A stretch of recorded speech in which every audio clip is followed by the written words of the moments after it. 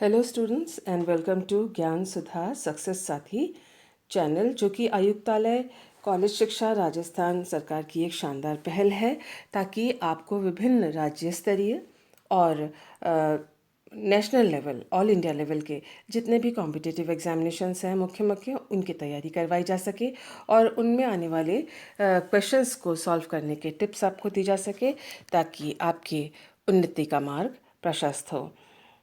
मैं doctor Kakuli Chaudhary government college Bibi Rani से NET JRF chemistry में जो स्पेक्ट्रोस्कोपी के क्वेश्चंस होते हैं उनको किस तरह से किया जाता है आज मैं वो बताऊंगी।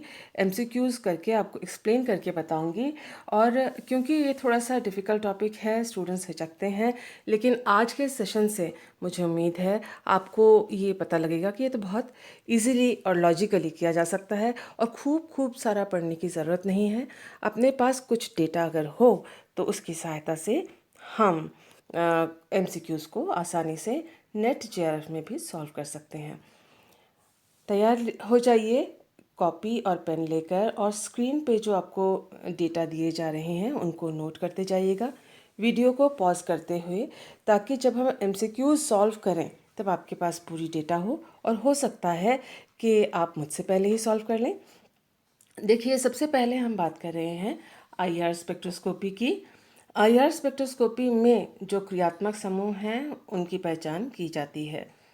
हमें मालूम है कि सभी प्रकार के जो बंध होते हैं, जैसे कार्बोनाइल बॉन्ड, जैसे COH इत्यादि, जैसे NH2, इस तरह के अलग अलग क्रियात्मक समूह होते हैं।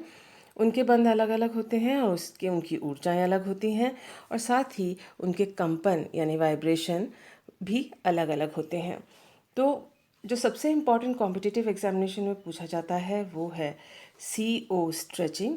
तो CO स्ट्रेचिंग को हम नोट कर लें। एलिफैटिक कीटोन की जो CO स्ट्रेचिंग होगी वो 1720 से लेके 1708 सेंटीमीटर इनवर्स पर वो पीक देता है, और ये एक इम्पॉर्टेंट पीक है जिससे हम यौगिक की पहचान कर सकते हैं।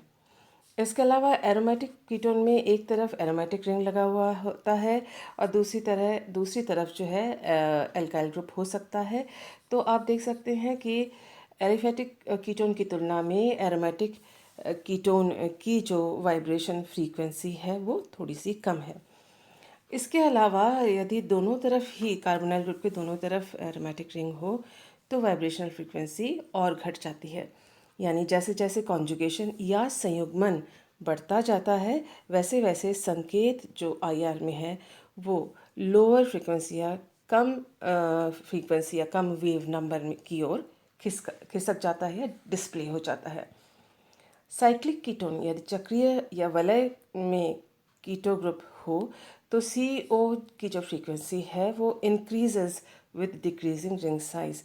यानी वलय की जो साइज़ है, उसका जो आकार है, जैसे जैसे वो घटता जाएगा CO की जो एब्जॉर्प्शन फ्रीक्वेंसी है, अवशोषण फ्रीक्वेंसी है, वो उसका मान बढ़ता जाएगा। ये अपने को ध्यान रखना है ताकि कंपैरेटिव अगर कोई क्वेश्चन आता है, तुलनात्मक क्वेश्चन आता है, एक 6 सदस्यीय वलय, 7 सदस्यीय वलय, 5 सदस्यीय वलय, तो हम ये जान सकते हैं कि किसकी फ्रीक्वेंसी ज़्यादा होगी। बस इतनी सी बात है।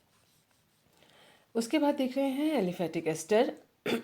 एलिफेटिक एस्टर जैसे COOR, उसका stretching frequency C double bond O का 1750 से लेकर 1735 सेंटीमीटर इनवर्स तक है। और अगर वो एरोमेटिक हो जाए, आप देखें यहाँ पर कि ये R की जगह यहाँ पर AR लगा है, यानी एरोमेटिक रिंग लगा है, और साथ ही साथ आप देख रहे हैं कि वैल्यू यहाँ से यहाँ पर डिक्रीज़ हुई है, यानी कॉन्जुगेशन या संयुग्मन के साथ साथ वैल्यू में घटाव आता है, डिक्रीज़ आती है, और इसको नोट कीजिएगा। एनहाइड्राइड्स जो होते हैं वो 2 बैंड्स दिखाते हैं, और उसमें जो इम्पोर्टेंट बात ये है कि वो 1800 के ऊपर 1830 से लेकर 1800 सेंटीमीटर में एक बैंड आती है अवशोष आईआर में, और दूसरा जो बैंड है वो 1775 से लेकर 1740 सेंटीमीटर के बीच में एनहाइड्राइड प्रदर्शित करता है। एनहाइड्राइड की दूसरों से अलग इस तरह से पहचान हो सकती है कि इतने हाई जो 1830 और 1800 के बीच में दूसरे जो कॉमन कार्बोनाइल कंपाउंड है जैसे कि कीटोन्स हैं, एस्टर हैं, कार्बोक्सिलिक एसिड्स हैं, ये इतने हाई पे ये स्ट्रेचिंग फ्रीक्वेंसी नहीं दिखाते। फिर हम एक और चीज़ देखिए कि conjugation moves the absorption to lower frequency. ये चीज़ हमने पहले भी देख ली थी। जैसे जैसे संयुग्मन बढ़ता है वैसे वैसे आईआर फ्रीक्वेंसी, जो स्ट्रेचिंग फ्रीक्वेंसी, एब्जॉर्प्शन फ्रीक्वेंसी है, वो उसका मान घटता जाता है। और रिंग का, वलय का तनाव अगर बढ़ रहा है तो यानी छोटे आकार का वलय हो रहा है तो फ्रीक्वेंसी का मान जो है वो बढ़ता जाता है। कार्बोक्सिलिक एसिड की बात करें, कार्बोक्सिलिक एसिड में एक सी डबल बॉन्ड जो है वो 1730 से लेकर 1700 सेंटीमीटर पे आता है और सी ओ स्ट्रेचिंग जो है वो 1320 से लेकर 1210 के बीच में सी सिंगल बॉन्ड ओ वाली जो स्ट्रेचिंग है वो वहाँ आती है। तो ये कुछ डेटा है आईआर फ्रीक्वेंसी के बारे में। आइए देखते हैं हम नेक्स्ट फ्रीक्वेंसीज। देखिए, अब हम पढ़ रहे हैं मास फ्रेगमेंटेशन, मास स्पेक्ट्रोस्कोपी के बारे में, और इसके बारे में कुछ नोट्स हम करेंगे। देखिए, मास स्पेक्ट्रोस्कोपी जो है वह शब्द ही अपने आप में गलत है, क्योंकि मास स्पेक्ट्रोस्कोपी में कोई भी मॉलिक्यूल का किसी भी लाइट वेव के साथ इंटरेक्शन नहीं होता। यानी मैटर जो है उसके ऊपर लाइट आपतित नहीं होती, फॉल नहीं करता, और कोई लाइट का एब्जॉर्प्शन या इमिशन, अवशोषण या उत्सर्जन नहीं होता। इसमें जो मॉलिक्यूल होता है उसको इलेक्ट्रॉन के रेज़ के द्वारा हम बॉम्बार्ड करते हैं, और जिससे कि ये जो मॉलिक्यूल होता है उसके छोटे छोटे पीसेस हो जाते हैं, छोटे छोटे टुकड़े हो जाते हैं। और ये टुकड़े किस प्रकार के हैं, कितने मास के हैं, वो निर्भर करता है जो ओरिजिनल मॉलिक्यूल था, सैंपल मॉलिक्यूल था, वो किस प्रकार का है। क्या वो अल्कोहल है, क्या वो एमीन है, क्या वो एस्टर है, क्या एल्डिहाइड है। इसके ऊपर डिपेंड करता है कि कौन से टुकड़े उसके बनकर निकलेंगे, और उन टुकड़ों की सहायता से, उन पीसेस की सहायता से, उन फ्रैगमेंट की सहायता से हम कंपाउंड या जो अज्ञात यौगिक है या सैंपल है उसकी पहचान करते हैं। इसीलिए मास स्पेक्ट्रोस्कोपी, स्पेक्ट्रोस्कोपी होता है किसी भी मॉलिक्यूल का लाइट के साथ इंटरैक्शन, एब्जॉर्प्शन हो जाए लाइट का, और फिर उसके बाद उस एमिशन हो जाए, यानी अवशोषण हो जाए, फिर उत्सर्जन हो जाए। लेकिन ऐसी कोई प्रक्रिया मास स्पेक्ट्रोस्कोपी में नहीं होती है। जो फ्रैगमेंट्स बनते हैं मॉलिक्यूल के मास स्पेक्ट्रोस्कोपी में, उनको इलेक्ट्रिक फील्ड और मैग्नेटिक फील्ड के द्वारा एक दूसरे से अलग कर लिया जाता है, और कौन सा टुकड़ा, कौन सा पीस या कौन सा फ्रैगमेंट कितनी मात्रा में बना, उसी के हिसाब से उसकी सिग्नल की तीव्रता होती है। यहाँ पर एक बात और जान लीजिएगा, जो सबसे ज़्यादा मास पे जो सिग्नल आएगा वो मास मॉलिक्यूलर आयन पीक कहलाता है, और जिस सिग्नल की तीव्रता सबसे ज़्यादा होती है उसको बेस पीक कहा जाता है। उसको बेस पीक कहा जाता है। और ये ज़रूरी नहीं है कि मॉलिक्यूलर पीक और बेस पीक एक ही हो। आम तौर पर मॉलिक्यूलर पीक और बेस पीक अलग अलग होते हैं, और बेस पीक की जो वैल्यू होती है मॉलिक्यूलर पीक से अक्सर कम ही होती है। हमेशा ही कम होती है, मतलब जो बेस पीक है और मॉलिक्यूलर पीक अक्सर एक दूसरे से अलग होते हैं। देखिए, सबसे पहले हम नोट कर रहे हैं एरोमेटिक्स के बारे में। एरोमेटिक जो यौगिक होते हैं वो strong M plus molecular ion peak प्रदर्शित करते हैं। अल्कोहल जो है वो वीक मॉलिक्यूलर आयन पीक प्रदर्शित करते हैं, परंतु उसका जो एक अभिलाक्षणिक गुण है वो है M-18, यानी 18, यानी वाटर मॉलिक्यूल का लॉस होना, वाटर मॉलिक्यूल को खो देना। उस पर एक पीक आएगा, यानी जो भी इसका मॉलिक्यूलर वेट होगा उससे वाटर का जो वेट है वो हटा दीजिए, तो एक पीक बनेगी, वहाँ पर एक सिग्नल आएगा।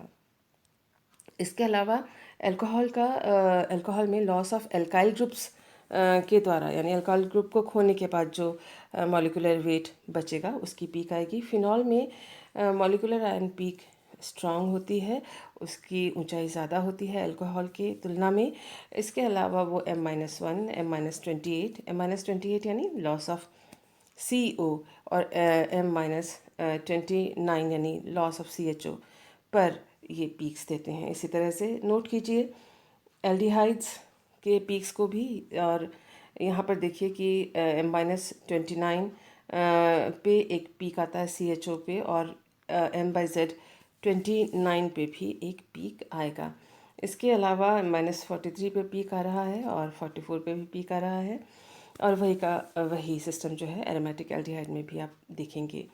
एस्टर में देखिए कि मिथाइल एस्टर अगर है तो उसमें सबसे बड़ी चीज़ है कि M-31 पे एक पीक आएगी। M-31 पे पीक इसलिए आएगी क्योंकि वो OCH3 के टुकड़े के खो देने पर, लॉस होने पर वो पीक आती है। और देखिए M/Z मतलब मॉलिक्यूलर आयन जो है M/Z जिसकी वैल्यू है 59 यानी COOCH3, उस पर भी मिथाइल एस्टर के केस में एक पीक आएगी। ये अभिलाक्षणिक पीक्स हैं और इनके होने पर ही आप मिथाइल एस्टर की पहचान आसानी से कर सकते हैं। इसी तरह से हायर एस्टर यानी हायर एस्टर का मतलब है कि COOCH3 से जो ऊपर है, यानी ये जो अल्काइल ग्रुप है इसमें CH3 की जगह ये C2H5 हो या C3 की श्रृंखला हो, C4 की श्रृंखला हो, तो उनको हम हायर एस्टर कहेंगे। यानी कम से कम एक CH2 ज़्यादा हो CH3 से, यानी C2H5 हो। ऐसे एस्टर्स को हायर एस्टर कहा जाता है। और ये वीक मॉलिक्यूलर आयन पीक दिखाएंगे और M-45 पर ये एक पीक ज़रूर दिखाएंगे। आप बताइए M-45 है क्या? देखिए इससे जस्ट ऊपर वाली लाइन में 31 लिखा हुआ है और नीचे वाली लाइन में 45 लिखा हुआ है। 31, इस 31 यानी OCH3, इस 31 पे अगर आपने 14 जोड़ दिया तो टोटल क्या आएगा? That will be 45।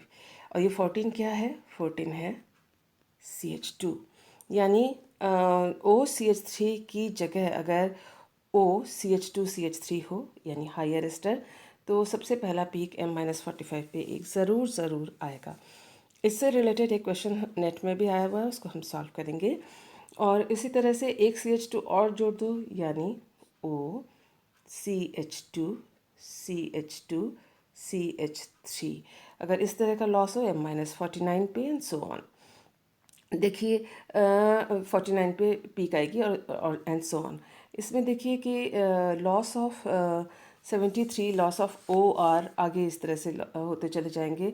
इसके अलावा देखिए कि जो COOR का जो लॉस होता है वो भी पकड़ में आ जाता है हायर एस्टर के अंदर। और उस COOR यानी R जो भी वैल्यू हो CH3 से ऊपर, यानी C2H5 C3H7 जो भी हो, वो जो पीस है वो भी फ्रैगमेंटेशन में टूट के बाहर निकल आता है हायर एस्टर के केस में, जिससे कि हम जो दिया हुआ एस्टर है उसकी पहचान बखूबी कर सकते हैं। नेक्स्ट है एमाइड के बारे में। एमाइड में जो है सबसे इम्पॉर्टेंट ध्यान रखिएगा कि 44 पे कोई पीक आ रही है कि नहीं। और अगर एरोमेटिक एमाइड है तो उसमें C6H5 यानी 77 पे भी एक पीक आ सकती है, आएगी ना, आ नहीं सकती, आएगी। और साथ ही में पीक आएगा 105 पे C6H5CO पर के लिए। तो ये सारे कुछ इम्पॉर्टेंट डेटा है जो आपके पास होनी चाहिए। और हम देखते हैं कि देखिए पूरे मास में इतनी सी डेटा अपने पास है, पूरे IR में इतनी सी डेटा है, उसके बावजूद भी हम कितने आसानी से आगे क्वेश्चंस को सॉल्व कर पाएंगे। NMR की बात करते हैं, नोट कीजिएगा, वीडियो को पॉज करते हुए डिटेल्स को नोट कीजिएगा, इंपॉर्टेंट टिप्स को नोट कीजिएगा। आप देखेंगे कि सारी की सारी जो स्पेक्ट्रोस्कोपिक टेक्निक है सारी याद करने की, समझने की या सारी जानने की ज़रूरत नहीं है। आप कुछ इंपॉर्टेंट बातें याद रख लें, सॉल्व कर सकते हैं। NMR स्पेक्ट्रोस्कोपी में NMR दो तरह के पूछे जाते हैं। आमतौर पे एक तो 13C NMR पूछा जाता है और एक 1H NMR पूछा जाता है। ये दोनों जो न्यूक्लियस हैं वो स्पिन एक्टिव न्यूक्लियस हैं, इसलिए बाह्य मैग्नेटिक फील्ड में ये इंटरैक्ट कर जाते हैं और अलग अलग जो सिग्नल प्रदान करते हैं। देखिए 1H NMR हो चाहे वो 13C NMR हो, उसके संकेत कितने आएंगे ये एक बड़ा सवाल है। मतलब ये एक आम सवाल है, बड़ा तो नहीं, आम सवाल है और वो पूछा भी जाता है। देखिए जितने अलग अलग प्रकार के हाइड्रोजन किसी एक यौगिक में होंगे उतने NMR संकेत आएंगे। ठीक उसी प्रकार से जितने अलग अलग प्रकार के 13C होंगे, जितने अलग अलग प्रकार के 13C तो नहीं कहना चाहिए, जितने अलग अलग प्रकार के कार्बन एटम होंगे उतने ही 13C में संकेत आएंगे। तो एक हाइड्रोजन दूसरे हाइड्रोजन से कैसे अलग होता है वो आपको मालूम है। वो ये कि वो केमिकली एक दूसरे से अलग हो सकता है रासायनिक रूप से। रासायनिक रूप से जैसे OH अगर हमने लिया और हमने एक CH3, ये दोनों चीज़ें हमने ग्रुप्स ली, तो हमें एकदम से क्लियर है कि OH जो है ये एल्कोहलिक OH होगा, ये एल्काइल OH है। इन दोनों के जो केमिकल प्रॉपर्टीज़ हैं वो एक दूसरे के समान नहीं हैं, तो इसलिए OH का प्रोटॉन जो है वो अलग सिग्नल देगा, CH3 का अलग देगा, CH2 का अलग देगा, इसी तरह से NH2 का प्रोटॉन अलग देगा। तो ये अलग अलग प्रकार के जो हाइड्रोजन हैं वो अलग अलग सिग्नल देंगे।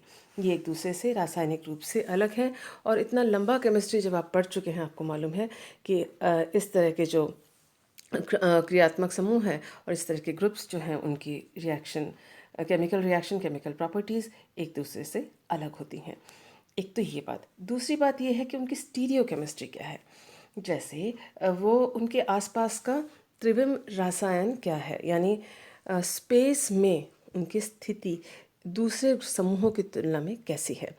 यदि कोई दो हाइड्रोजन या दो क्रियात्मक समूह जो एक जैसे हैं, से फॉर एग्जांपल कि एक CH3 है एक और CH3 है, ये दोनों के दोनों एकदम 100% एक जैसे वातावरण में स्थित हैं, तो ये दोनों एक ही सिग्नल देंगे क्योंकि ये सारे प्रोटॉन एक माने जाएंगे। लेकिन अगर मान लीजिए कि एक CH3 जो है वो CH2 से बंधा हुआ है और दूसरा CH3 जो है वो CH से बंधा हुआ है, तो इनके पड़ोसी अलग हो गए, इनके त्रिविम रसायन अलग हो गया, इनके आसपास का इलेक्ट्रॉन का घनत्व अलग हो गया और ये एक दूसरे से अलग माने जाएंगे। इसी प्रकार से अगर मान लीजिए एक CH3 है और दूसरा भी CH3 है, मैंने CH3 का एग्जांपल इसलिए लिया ताकि आपको इसीलिए समझ में आ जाए, और एक जो है मान लीजिए डबल बॉन्ड है और C डबल बॉन्ड C में एक CH3, दोनों CH3 इसी कार्बन से जुड़े हुए हैं और यहाँ देखिए कि यहाँ पर OH है और यहाँ पर H है। तो आप इस मॉलिक्यूल को देखें कि ये वाला भी CH3 उसी कार्बन से जुड़ा हुआ है और ये उसी कार्बन से एक और CH3 जुड़ा हुआ है, लेकिन ये जो CH3 है वो OH के सिस और पास दोनों है और ये CH3 हाइड्रोजन के सिस और हाइड्रोजन के पास दोनों। तो उसका मतलब इसके आसपास का इलेक्ट्रॉनिक वातावरण और इसकी स्टीरियो केमिस्ट्री इसके आसपास के इलेक्ट्रॉनिक वातावरण और इसकी स्टीरियो केमिस्ट्री से अलग हो गए। तो ऐसी स्थिति में ये CH3 और ये CH3 अलग अलग सिग्नल NMR संकेत देंगे क्योंकि इनके हाइड्रोजन अब एक जैसे स्टीरियो केमिकल परिवेश में, स्टीरियो केमिकल वातावरण में, स्टीरियो केमिकल एनवायरनमेंट में त्रिविम रसायन इनका एक जैसा नहीं रह गया। इसी तरह से अगर कोई मॉलिक्यूल सिमेट्रिक है, से फॉर एग्जांपल हमारे पास बेंजीन न्यूक्लियस है। बेंजीन न्यूक्लियस में यहाँ एक CH3 है और यहाँ एक CH3 है। इस पूरे मॉलिक्यूल को देखिए देखिए आप ये कह सकते हैं यहाँ एक डबल बॉन्ड है, यहाँ डबल बॉन्ड है, यहाँ डबल बॉन्ड है, यहाँ तो कुछ नहीं है, डबल बॉन्ड नहीं है, सिंगल बॉन्ड है। तो ये ऐसे नहीं होता है। बेंजीन न्यूक्लियस में अगर ये तीनों डबल बॉन्ड दिखाए हुए हैं और इस तरह से दो सब्स्टिट्यूएंट्स दिखाए हुए हैं, तो हमें मालूम है जो अंदर वाले जो तीनों बॉन्ड्स हैं वो रेजोनेट करते हैं और ये अलग अलग अपनी जगह पे लोकलाइज्ड या स्थिर नहीं होते। ऐसी स्थिति में बेंजीन रिंग के सभी जो ये बॉन्ड्स हैं ये डीलोकलाइज्ड माने जाएंगे, और इसको हम ऐसे जो दिखाते हैं कि पूरे इलेक्ट्रॉन्स जो हैं पूरे वलय में विस्थापित हैं, वो मान के चलेंगे। और अगर ये और ये सब्स्टिट्यूएंट एक जैसा है, तो अगर हम एक यहाँ से मिरर डाल दें, एक शीशा यहाँ रख दें, तो एक हिस्सा जो मॉलिक्यूल का होगा वो दूसरे हिस्से के बराबर होगा, प्रतिबिंब रूप होगा, यानी एक सममित मॉलिक्यूल होगा। तो ऐसे में भी ये ग्रुप इस ग्रुप के बराबर होगा। और यहाँ से ऐसे भी अगर आप देखें तो ये वाला ग्रुप इस ग्रुप के बराबर है, ये इसके बराबर है, और ये इसके बराबर है।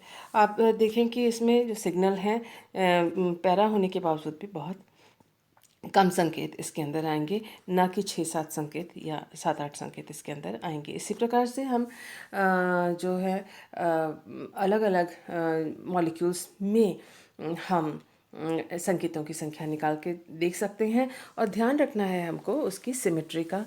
अगर सिमेट्रिक कंपाउंड है तो एक हिस्सा दूसरे हिस्से के बराबर है, और संकेतों की संख्या उसी अनुसार होगी, और हाइड्रोजन की प्रकार उसी हिसाब से जाने जाएंगे। एक और चीज़ आती है कि peak heights are proportional to the number of protons.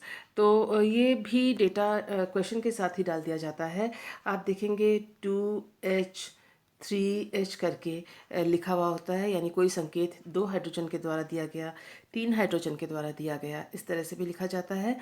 और संकेतों की तीव्रता उतनी ही होगी जितने नंबर ऑफ हाइड्रोजन की संख्या जितनी ज़्यादा होगी। इसके अलावा देखिए, कई बार संकेत इस तरह से हम उम्मीद करते हैं या ऐसे उम्मीद करते हैं, उसकी जगह हम देखते हैं कि डबल हो गया, या फिर हमने कई बार देखा कि वो ट्रिपल हो गया, इस तरह से। और जो सिंगल वाला संकेत होता है उस एकक, उसे सिंगलेट कहते हैं। जो द्विक होता है डबलेट कहते हैं, ट्रिपलेट कहते हैं। तो जो सिग्नल है, एनएमआर संकेत है डेल वैल्यूज़ के साथ S, then D, T, Q, इस तरह से लिखा हुआ होता है। तो ये जो एस है वो सिंगलेट यानी एकक के लिए, डी डबलेट के लिए, टी ट्रिपलेट के लिए, और क्यू क्वार्टेट के लिए होता है। अब आप देखिए कि ऐसा क्यों होता है कि एनएमआर संकेत विपाटित हो जाते हैं। देखिए, नेबरिंग एटम में, नेबरिंग कार्बन पर, जैसे से फॉर एग्जांपल एक कार्बन है और एक दूसरा कार्बन है, यहाँ पर एक हाइड्रोजन है जो कि एनएमआर संकेत देगा। और इस वाले जो सपोज़ इस तरह से कोई स्ट्रक्चर है, और आप देखिए कि हम इसके संकेत की सपोज़ बात कर रहे हैं, इसके सपोज़ संकेत की बात कर रहे हैं। मैं यहाँ थोड़ा सा और इजी कर देती हूँ इस चीज़ को।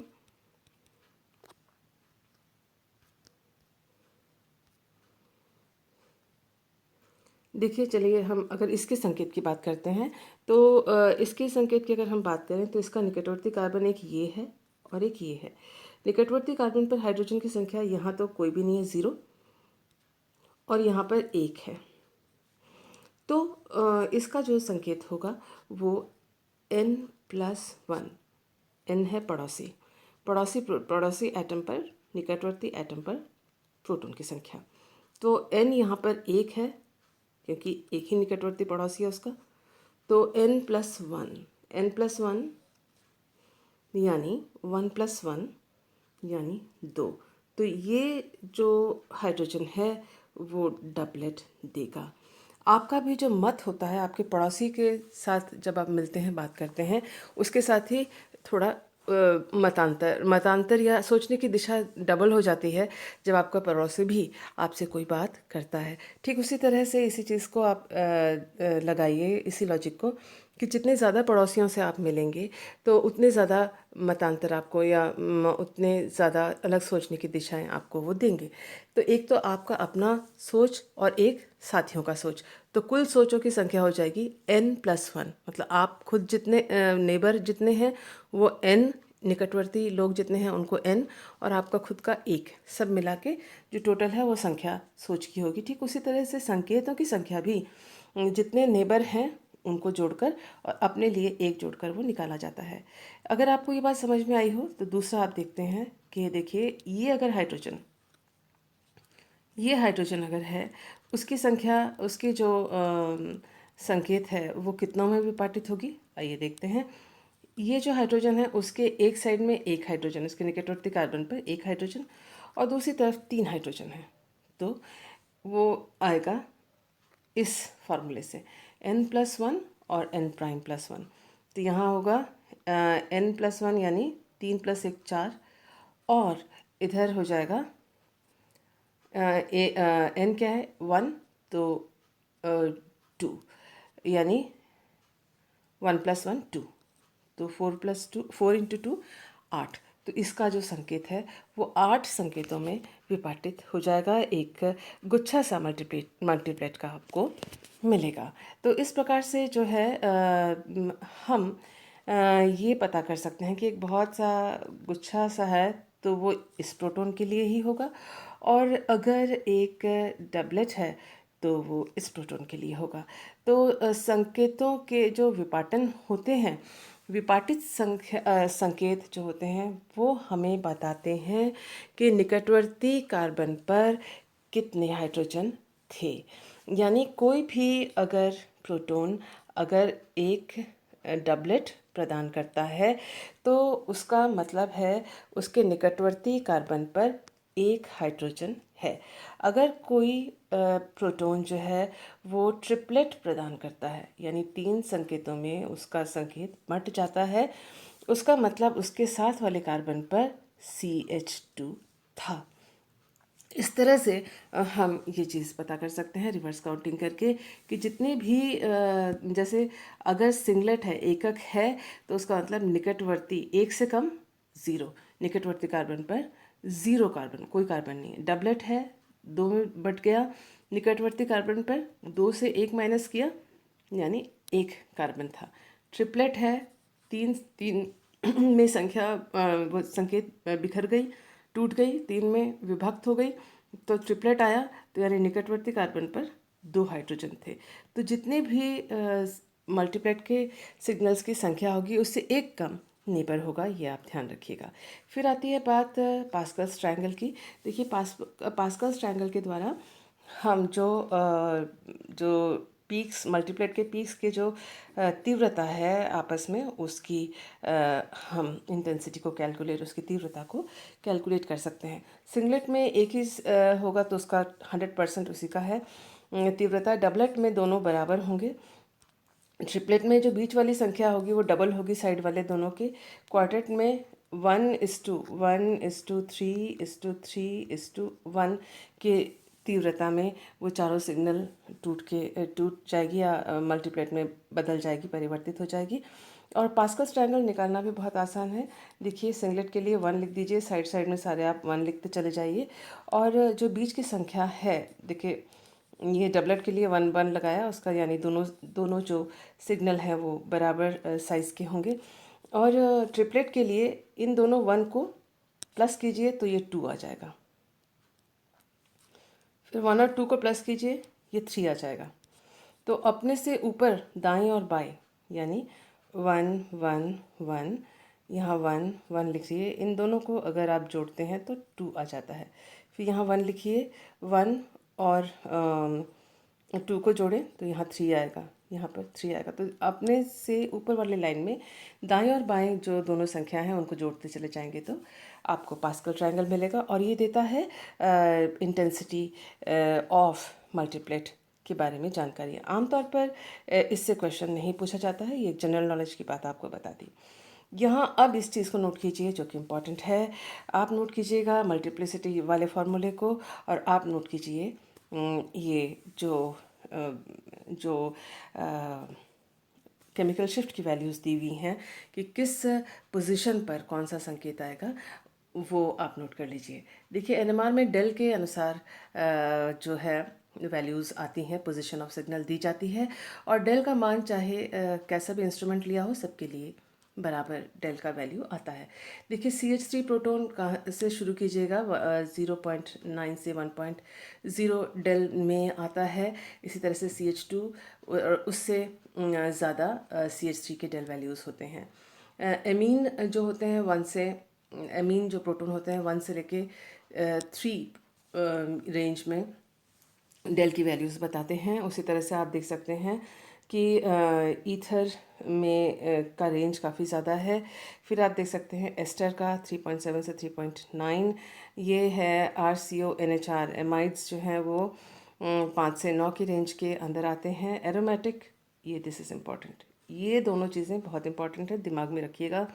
सबसे ऊपर वाली लाइन और ये एरोमेटिक वाली लाइन ARH, एरोमेटिक प्रोटॉन जो है 6 से लेके 8.7 तक या 6 से लेके 8, 8.5, 8.7 के बीच में रेंज आता है। उसके अलावा कार्बोक्सिलिक एसिड का इम्पॉर्टेंट है, 10 से ऊपर इसका वैल्यू आता है। और आप देख सकते हैं कि OH जो प्रोटॉन है वो 9.5 से लेके 10 के बीच में आता है।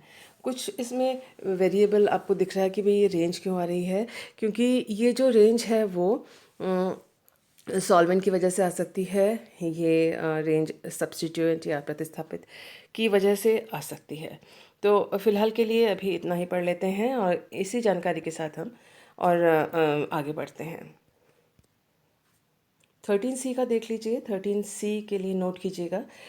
आपको अभी 13C का भी बता दिया था कि अलग अलग जैसे 1H होते हैं वैसे ही अलग अलग 13C स्पेक्ट्रम में अलग अलग जो प्रकार के कार्बन होते हैं वो अलग स्थान पर अपना अवशोषण दिखाते हैं। सबसे पहले जो CH3 कार्बन है, CH2 कार्बन है, इनके आप नोट कर लीजिए। और इसी तरह से देखिए R3CH, इनके जो रेंजेस हैं वो नोट कर लीजिए।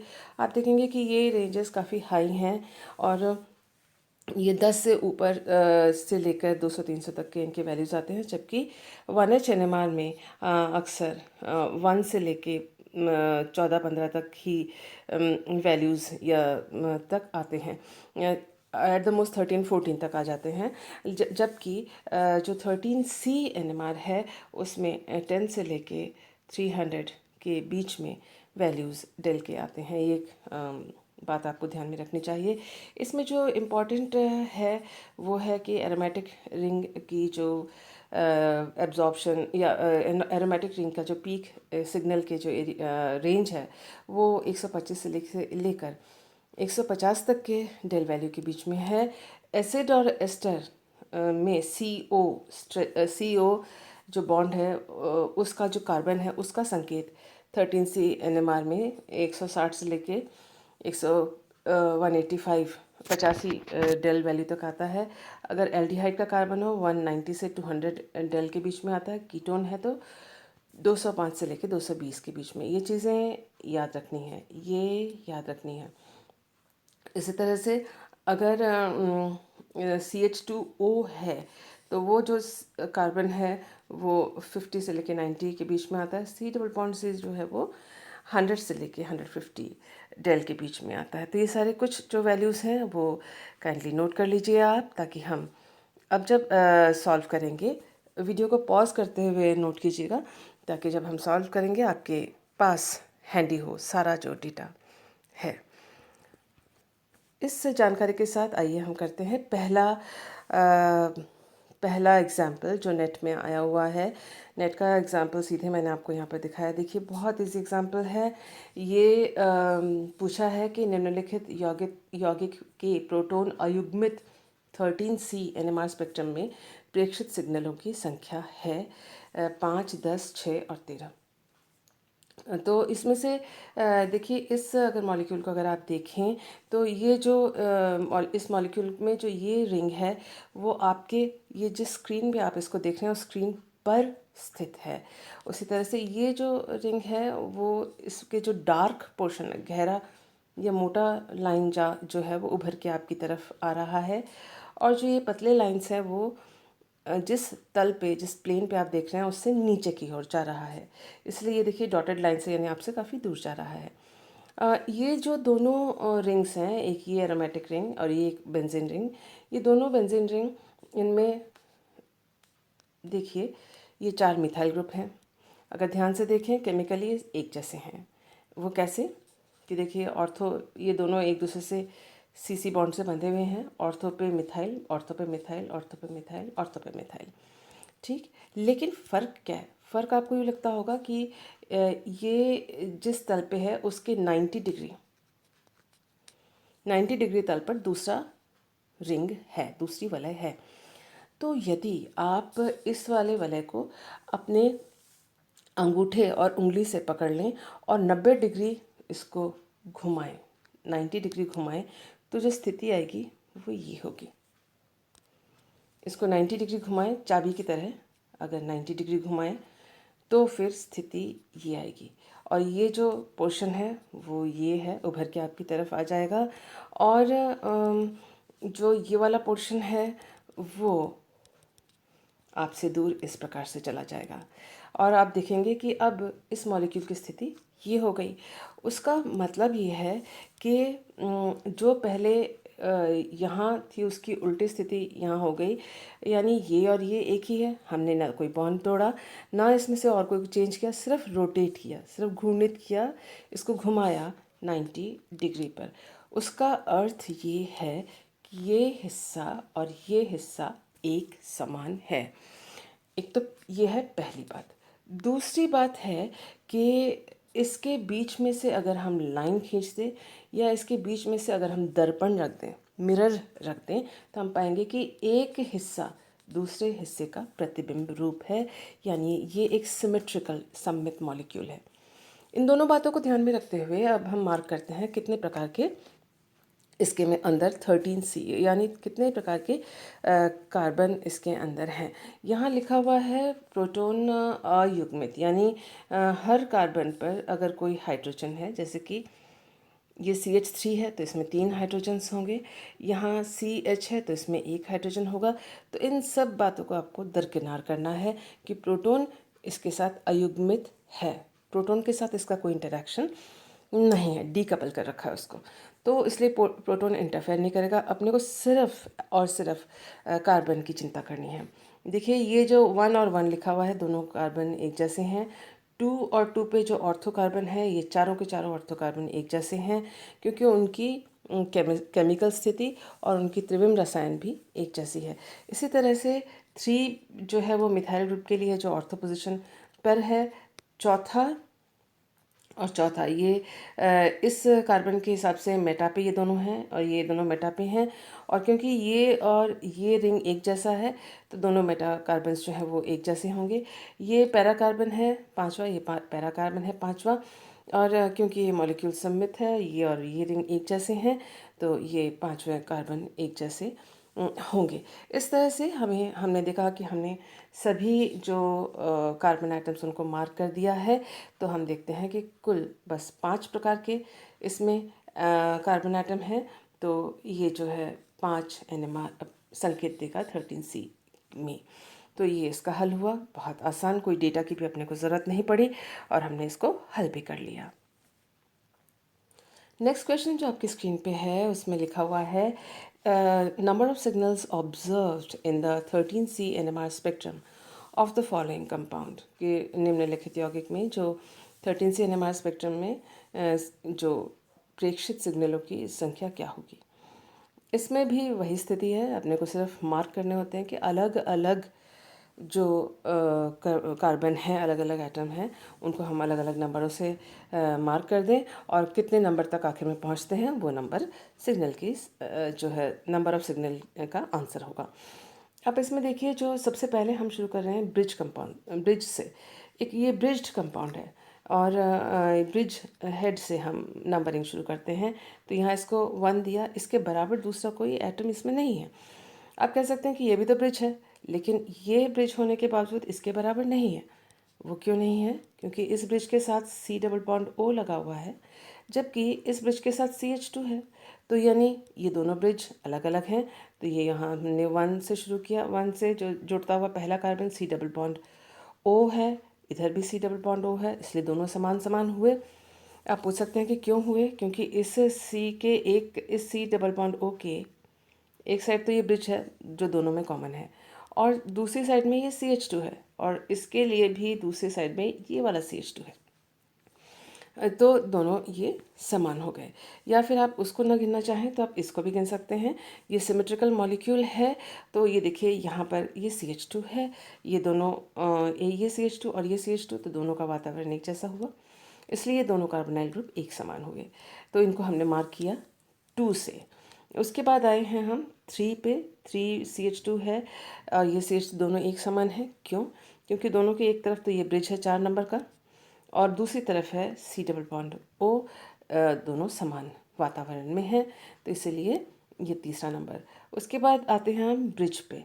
ये चौथा ब्रिज है, इसके समान चौथा कार्बन है और चौथे प्रकार का कार्बन है, और इसके समान दूसरा कोई भी एटम इस मॉलिक्यूल में नहीं है। उसके बाद आते हैं हम यहाँ से, यहाँ ये पांचवा कार्बन है।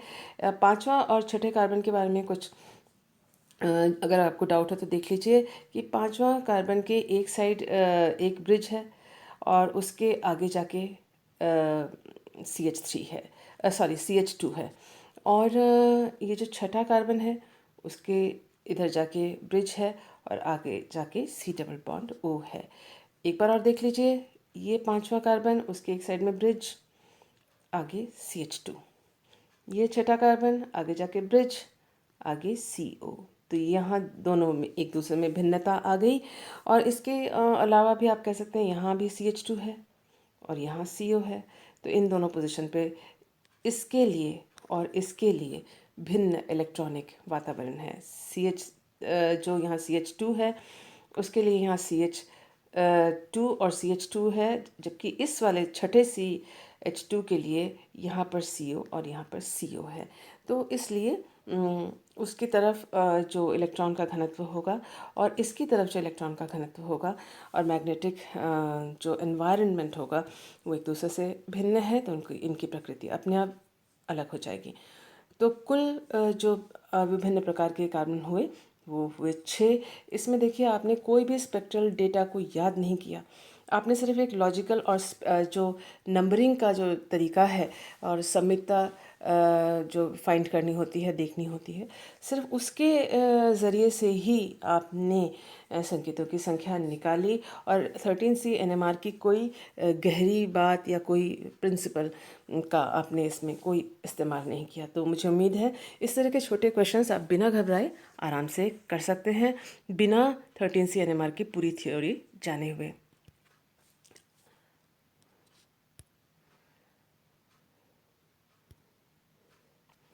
आइए देखते हैं नेक्स्ट एग्जाम्पल। देखिए ये एक डायरेक्ट क्वेश्चन है, और इसमें जो मैच द फॉलोइंग दिया हुआ है, मतलब ये 3 यौगिक दिए हुए हैं और उनके ये 3 वैल्यूज़ दिए हुए हैं, और फिर हमें पूछा गया है कि भाई कौन सा किसके साथ है। तो ये देखें कि जो सबसे बड़ी बात अपने को ध्यान रखनी है इसमें वैल्यूज़ वाला हिस्सा जो कॉपी में आपने लिखा था उसको खोलें, और खोल कर आप देखें कि 1865 कहाँ पर था। आपको ध्यान होगा कि एनहाइड्राइड में था, तो यानी थर्ड के साथ A होना चाहिए। और उसके अलावा आपने देखा होगा कि C+O जो है वो 5 मेंबर ड्रिंक के लिए कहाँ पर है। C+O 5 मेंबर ड्रिंक के लिए जो है वो 1745 होता है। तो 1 के लिए C कहाँ पर है, 1 के लिए C यहाँ पर है, और थर्ड के लिए ये इसके साथ, ये इसके साथ और ये इसके साथ। तो ये जो हैं तीनों वैल्यूज़ डायरेक्टली आपको ध्यान में रहें, तो आप इसको आराम से सॉल्व कर सकते हैं। तो इसलिए ऑप्शन नंबर 3 इसका आंसर है। Very easy. आइए देखते हैं 4 मार्क्स का क्वेश्चन। ये थोड़ा सा बड़ा है, 4 मार्क्स का है, घबराइएगा नहीं, बहुत इजी है ये, और देखकर आप को एकदम फट से आ जाएगा। क्योंकि यहाँ पर देखिए दिया हुआ है कि ऑर्गेनिक कंपाउंड और उसका जो 1H NMR डेटा उन्होंने दे रखी है, कोई यूवी नहीं, कोई कुछ नहीं, और आप इसी से आइडेंटिफाई कर सकते हैं। मज़े की बात यह है कि चारों पॉसिबल स्ट्रक्चर्स जो है आपको दे रखे हैं। देखिए जो एरोमेटिक कंपाउंड होता है, aromatic compound, benzene ring aromatic compound होता है, उसमें अगर पैरा सब्स्टिट्यूशन होता है, पैरा पे अगर 2 डाई सब्स्टिट्यूशन है, तो 6 से लेकर 8 की रेंज में 2 डबलेट मिलेंगे। इसे कॉपी में नोट कर लीजिए। 2 डबलेट हर हालत में मिलेंगे और इससे रिलेटेड बहुत क्वेश्चंस आते हैं। तो सबसे पहले जैसे ही इस तरह के बेंजीन रिंग के क्वेश्चन दिए हुए हों, सबसे पहले अपने को देखना है कि पैरा सब्स्टिट्यूशन तो नहीं है, फिर आगे की बात करेंगे। तो यहाँ इसको मुझे उम्मीद है आपने नोट कर लिया है। मैं इसको डिलीट करती हूँ। तो देखिए हम देख रहे हैं 1H NMR। ये जो संख्या है इसको इग्नोर कीजिए। ज़रूरी नहीं है कि हर डेटा जो आपको दी जाती है उसको उस पर आपको ध्यान देना है और वो यूज़फुल भी हो, ऐसा ज़रूरी नहीं है। देखिए कि 7.38 और 7.25 ये डबलेट, तो यानी 6 से 8 के बीच में 2 डबलेट आ गए, यानी पैरा आइसोमर की बात कर रहे हैं। हम इन सारे एग्जांपल्स को देख लेते हैं। पैरा आइसोमर जैसे ही आया उसका मतलब ये तो मेटा है, इसको कर दिया क्रॉस, इसकी कोई संभावना नहीं है। सो इसको फर्स्ट इसको क्रॉस कर दिया। 1 से लेकर 3 में हमारा आंसर आएगा। अब हम ये देखिए, ये दोनों इनका निपटारा तो हो गया बेंजीन रिंग की वजह के कारण। जो बेंजीन रिंग के जो प्रोटॉन्स हैं वो ये दे रहे हैं। बाकी बचा एक वैल्यू 1.29, ये लिखा हुआ है एस यानी सिंगलेट, ये एकक। ठीक है, एकक यानी उसके निकटवर्ती जो कार्बन पे कोई भी उसको ज्ञान देने वाला, उसके मतांतर करने वाला कोई नहीं है, यानी कोई साथी आसपास नहीं है, यानी N=0। पड़ोसी कार्बन पर कोई हाइड्रोजन नहीं है, इसीलिए वो सिंगलेट आ रहा है। दोबारा, क्यों ये सिंगलेट है, यानी निकटवर्ती कार्बन पर नेबरिंग हाइड्रोजन की संख्या 0 है, तो संकेत 1 आएगा। ये अपने को ध्यान रखना है। अब हम सबसे पहले इसको देखते हैं, इस वाले एग्जाम्पल को देखते हैं। तो यहाँ देखिए एक और चीज़ बता दीजिए। देखिए ये एरोमेटिक प्रोटॉन हो गया और उसके बाद सिर्फ एक ही प्रकार का सिग्नल है, अलग सिग्नल नहीं है, वो भी सिंगलेट है। तो उसका मतलब कि एक ही प्रकार का प्रोटॉन और होना चाहिए। इसको देखें तो इसमें एक ही प्रकार के प्रोटॉन है। अब ये कैसे? क्योंकि ये C और C के ऊपर 3 CH3 जुड़े हुए हैं। C का एक बॉन्ड बेंजीन रिंग के साथ जुड़ा हुआ है। देखिए C के ऊपर 3 मिथाइल ग्रुप हैं, ये तीनों मिथाइल ग्रुप, और वो बाकी बेंजीन रिंग से जुड़ा हुआ है। तो इस पे कोई हाइड्रोजन नहीं है, ये भी CH3 CH3 CH3, और ये आपस में इस पे इसके नेबर पे कोई हाइड्रोजन नहीं, सारे सिंगलेट देंगे।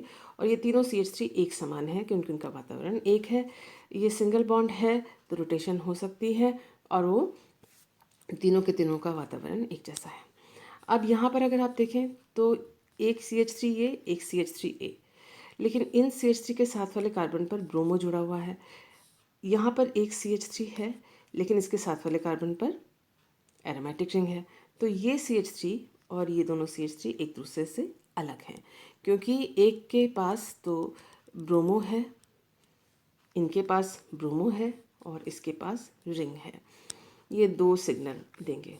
तो यहाँ तो हमें सिर्फ एक ही मिला है सिग्नल, तो ये भी हुआ खारिज। इसको अगर देखें, पैरा सब्स्टिट्यूटेड है, ये दोनों CH3 हैं और इन दोनों CH3 के इस वाले कार्बन पर एक हाइड्रोजन है। हमें मालूम है कि हाइड्रोजन्स को लिखा नहीं जाता है, तो यहाँ पर एक हाइड्रोजन है। अगर ये हाइड्रोजन है, अगर ये हाइड्रोजन है, यानी ये जो CH3 है अलग विपाटित देगा, संकेत डबलेट देगा, ये भी डबलेट देगा, और दूसरी बात ये अलग से अपना संकेत देगा। तो ये दोनों एक संकेत देंगे, ये दूसरा संकेत देगा, और यहाँ पर एक CH2 है जो ब्रोमीन से जुड़ा हुआ, तीसरा संकेत देगा। यानी एक संकेत जो यहाँ बचा पड़ा है उसको ये एक्सप्लेन नहीं कर सकता। इसको, इसकी संरचना को एक्सप्लेन करने के लिए 3 और NMR संकेत की आवश्यकता है। अगर ये बात है तो उसका मतलब ये संरचना भी नहीं हो सकती, और ये मेटा है, नहीं हो सकता। बचा ये, केवल ये। और क्योंकि इसके तीनों प्रोटॉन्स तीनों CH3 एक समान है, निकटवर्ती कार्बन पर हाइड्रोजन की संख्या 0 है, तो सिंगलेट ही देगा। अपने को वैल्यू से भी कुछ लेना देना नहीं है, यहाँ सिर्फ रेंज से लेना देना था। बस इतनी आसानी से आप इसके 4 मार्क्स के क्वेश्चन को सॉल्व कर सकते हैं।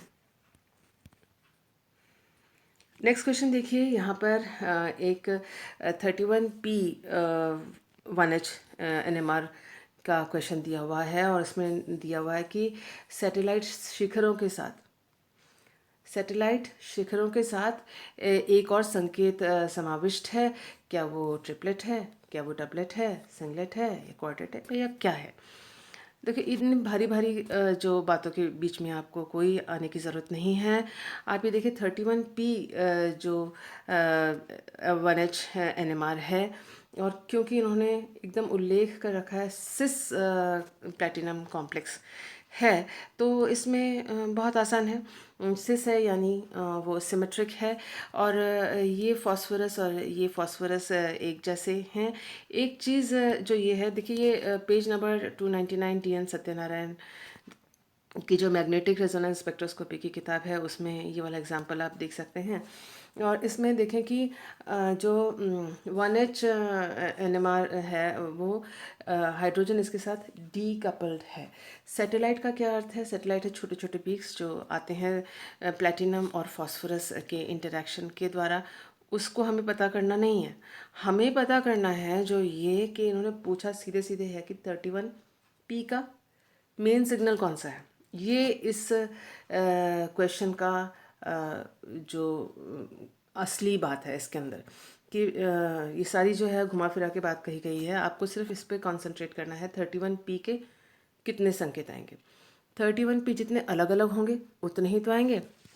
लेकिन अगर हम इस स्ट्रक्चर को देखें कि 31P तो जो है एक ही प्रकार का है, क्योंकि ये सिमित है। इसको यहाँ से अगर आप लाइन खींचे इस कॉम्प्लेक्स में, एक हाफ दूसरे हाफ के बराबर है।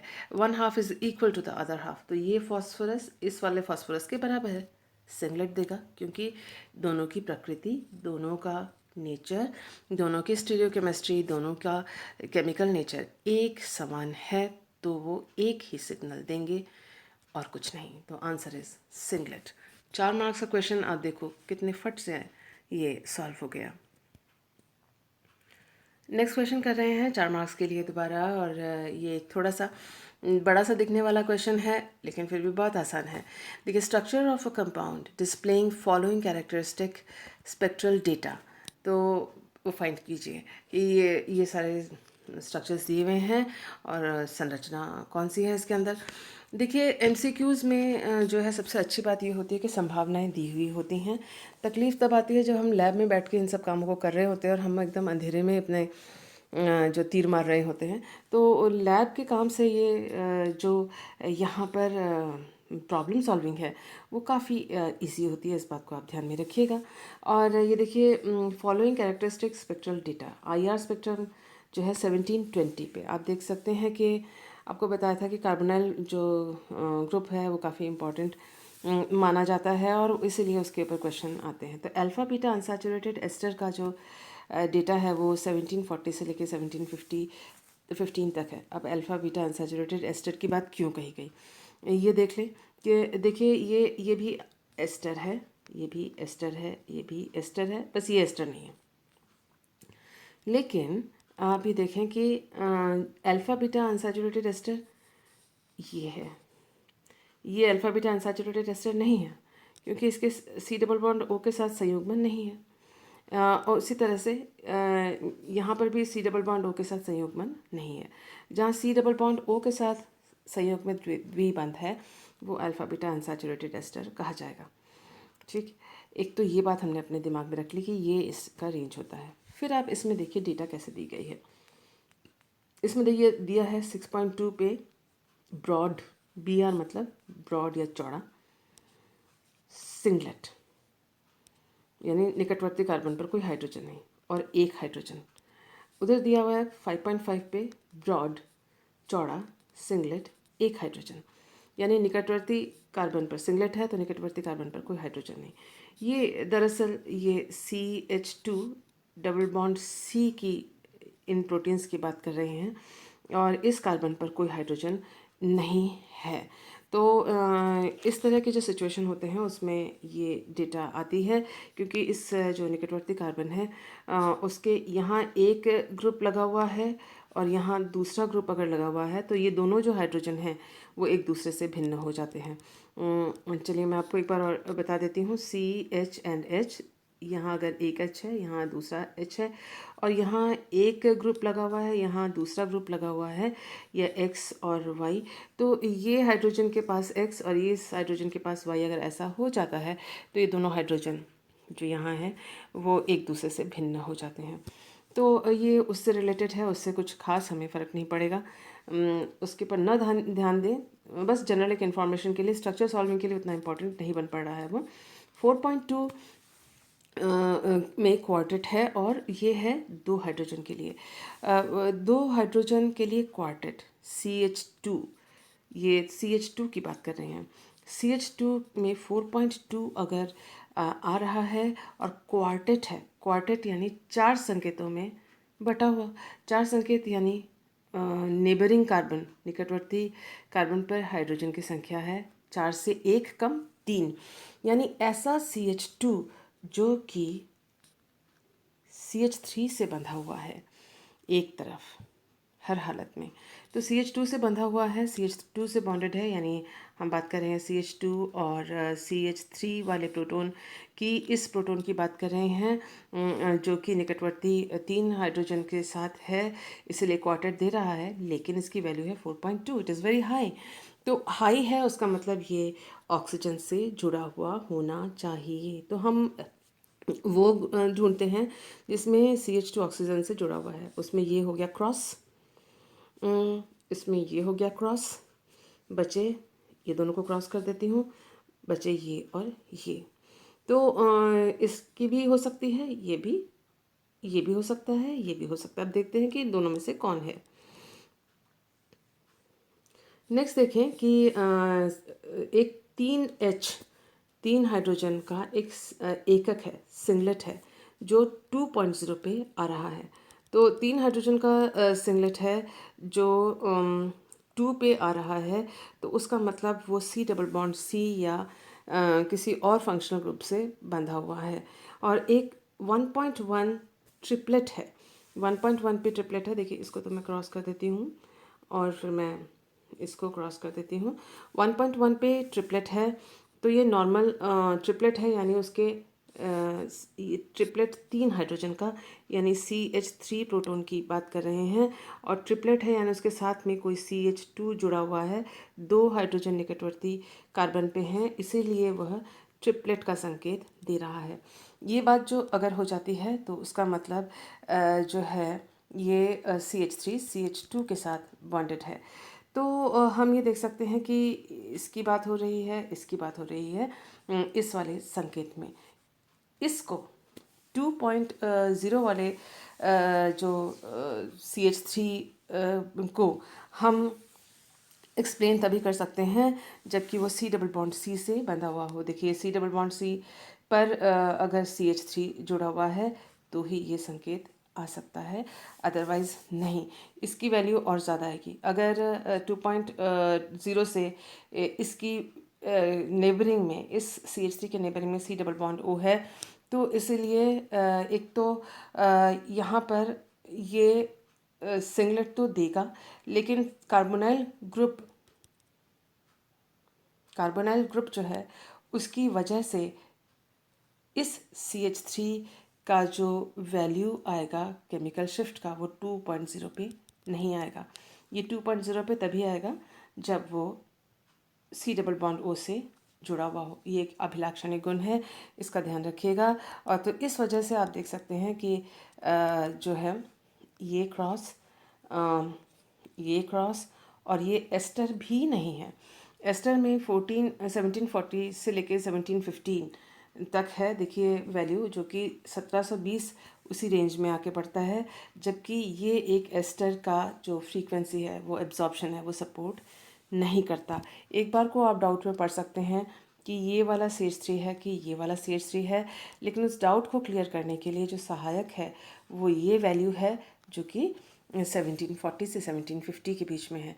कुल मिला के आंसर इसका ये हुआ, इसके अलावा कुछ नहीं। नेक्स्ट क्वेश्चन करते हैं। Partial spectroscopic data is given below for an organic compound. Organic compound के लिए कुछ डेटा दी रखी है, उसको पढ़ते हैं। 4 मार्क्स का क्वेश्चन है ये। और इसमें देखें कि जैसे देखते कार्बोनाइल कंपाउंड है, और सबसे पहले हम पहला डेटा देखते हैं कि 4 सिग्नल हैं 120 से लेके 120 से लेके 150 के बीच में 13 CNMR स्पेक्ट्रम में। तो 4 सिग्नल है, यानी एरोमेटिक प्रोटॉन की 4 एरोमेटिक प्रोटॉन की बात कर रहे हैं। तो वो तो हमें ऑप्शन ही नहीं है हमारे पास, क्योंकि चारों के चारों जो है वो एरोमेटिक ही हैं। तो ये खास फ़ायदेमंद जो डेटा इन्होंने नहीं दी है हमको। दूसरा है, इन्होंने कहा 2 डबलेट्स बिटवीन 6.8 एंड 8.5। तो ये एक इम्पॉर्टेंट डेटा है। इम्पॉर्टेंट डेटा किस लिए है? क्योंकि हम देख रहे हैं 6 से लेके 8 वाली रेंज के अंदर 2 डबलेट्स हैं जो कि पैरा सब्स्टिट्यूशन, बेंजीन रिंग में पैरा सब्स्टिट्यूशन की ओर संकेत देते हैं। तो पहला काम ये है, पैरा के अलावा सबको रिजेक्ट कर दो। तो देखते हैं, ये ऑर्थो है, क्रॉस, ये मेटा है, क्रॉस। तो ये हो सकता है या ये हो सकता है। अब इन्होंने क्या दिया है? N absorption band eight 1724। 1724 पे इन्होंने एब्जॉर्प्शन बैंड दिया है। हम एरोमेटिक एस्टर की बात कर रहे हैं। हमने जब आप आईआर के डेटा खोलकर देखिए कि आईआर के डेटा में आप देखेंगे अगर एरोमेटिक एस्टर है उसकी वैल्यू होती है कम और एलिफेटिक एस्टर की वैल्यू होती है ज़्यादा। यहाँ पर मैंने दोबारा लिख रखा है, आप देख लीजिए। देखिए एरोमेटिक एस्टर की 1740 से 1725 जो कि कम रेंज है, और एलिफेटिक एस्टर जो है 1750 से 1735। तो ये 1724 यानी एरोमेटिक एस्टर। एरोमेटिक एस्टर यानी सी डबल बॉन्ड ओ जो है वो बेंजीन रिंग से जुड़ा हुआ होना चाहिए। यहाँ पर C double bond O alkyl group से जुड़ा हुआ है, यानी ये एलिफेटिक एस्टर है, खारिज। और ये जो है C double bond O aromatic ring से जुड़ा हुआ है, इसलिए ये आंसर वेरी इजी। देखिए इतने सारे डेटा के बाद भी आपको ऐसा लग रहा होगा कितने आसानी से भी हो सकता है क्या? थोड़ी सी हिम्मत रखिए, डेटा अपने पास रखिए और प्रैक्टिस करते जाइए। आपको नंबर जो है फटाफट आते जाएंगे एग्जामिनेशन में। एक चीज़ और आपने देख ली होगी कि सारी की सारी थ्योरी जानने की ज़रूरत नहीं है। आपके पास डेटा अगर हो और आपके पास ट्रिक हो तो आप आंसर को बड़े आसानी से सॉल्व कर सकते हैं। नेक्स्ट एग्जाम्पल कर रहे हैं हम।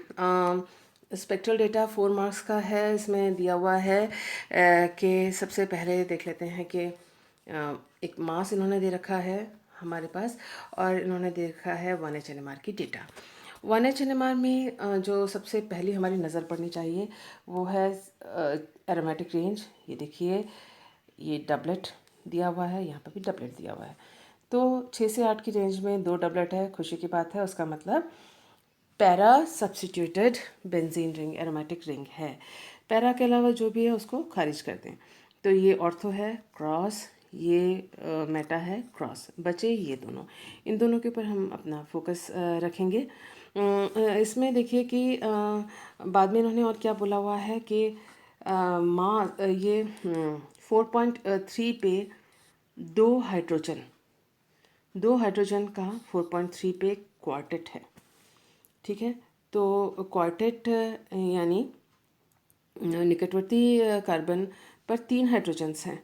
तो निकटवर्ती कार्बन पर 3 हाइड्रोजन यहाँ पर भी हैं, सॉरी हाँ यहाँ पर भी हैं और यहाँ पर भी निकटवर्ती कार्बन पर 3 हाइड्रोजन हैं, यानी ये दोनों की बात सिग्नल में कही जा रही है। फिर उन्होंने दिया हुआ है कि 4.0 पे 2 हाइड्रोजन का ब्रॉड सिग्नल है। तो ये 2 हाइड्रोजन है और ये सिंगलेट है, और इनके निकटवर्ती कार्बन पर हाइड्रोजन नहीं है। तो उसका मतलब ये जो बाद की जो डेटा है वो हमारे कोई ख़ास काम की नहीं है आइडेंटिफाई करने में, क्योंकि दोनों के लिए वो समान आ रही है, दोनों के लिए वो समान, लगभग समान रीडिंग दे रही है। आइए देखते हैं कि इसके अलावा देखें कि 1.4 पे जो है ट्रिपलेट है, और वो 3 हाइड्रोजन के द्वारा दिया जा रहा है। तो 1.4 पे ट्रिपलेट है, 3 हाइड्रोजन के द्वारा दिया जा रहा है, तो उसका मतलब ट्रिपलेट यानी साथ वाले कार्बन पर 2 हाइड्रोजन है, तो ये साथ वाले कार्बन पर 2 हाइड्रोजन है, तो इसकी बात की जा रही है। खास फर्क नहीं पड़ा आंसर निकालने में। अब आते हैं हम मास पर। तो यानी यहाँ तक जो डेटा था वो हमारे यूज़ का है, आगे का डेटा हमें खास मदद नहीं कर रहा है। उसके बाद देखिए मास इम्पॉर्टेंट है इसके अंदर। देखिए मास में जो हम जानते हैं कि एस्टर्स के बारे में हमने पढ़ा था और देखा था कि M-45 पे पीक आती है। M-45 अगर इसमें से हमने कर लिया तो 120, यानी 120 पे पीक है, एस्टर है। उसके बाद हमने और देखा कि M-73 पे भी एक पीक आती है और वो 92 है, यानी ये एस्टर है ना कि एमाइड। ये कंफर्म हो गया। एक और चीज़ आप देख लीजिए कि जो 73 है वो COOC2H5 के टूटने पर है, या फिर COOC2H5 का वेट M/Z वैल्यू है ये, तो वो अगर निकाल देते हैं 165 से टोटल वेट में से, तो बचता है 92। या दूसरे शब्दों में आप ये कह सकते हैं कि 73 और 92 को अगर आप जोड़ें, दोनों को ऐड करें, तो 165 मिलेगा। तो आप ये देख सकते हैं कि 92 इसमें से निकला, यानी 73 का लॉस हुआ, या ये जो 92 है वो C6H5NH2 की वजह से है, यानी ये है 92, ये है 73, दिस इज़ 92। तो उसका मतलब मास से हम सीधे सीधे इसके स्ट्रक्चर तक पहुंच सकते हैं। तो this is the answer for this question. ये वाला ऑप्शन है इसका है आंसर। तो देखिए काफ़ी इजी था। उम्मीद है आज के जो एग्जांपल्स हैं आपको समझ में आए होंगे, और आगे आगे और भी आपको इस तरह से क्वेश्चन सॉल्विंग में मैं आपकी मदद करती जाऊंगी। इस वीडियो को लाइक और शेयर कीजिएगा अगर आपको समझ में आई है तो, और ज़्यादा से ज़्यादा जो स्टूडेंट्स हैं उनको ज्ञान सुधा के साथ जोड़ने की कोशिश कीजिएगा। Thank you for being with me.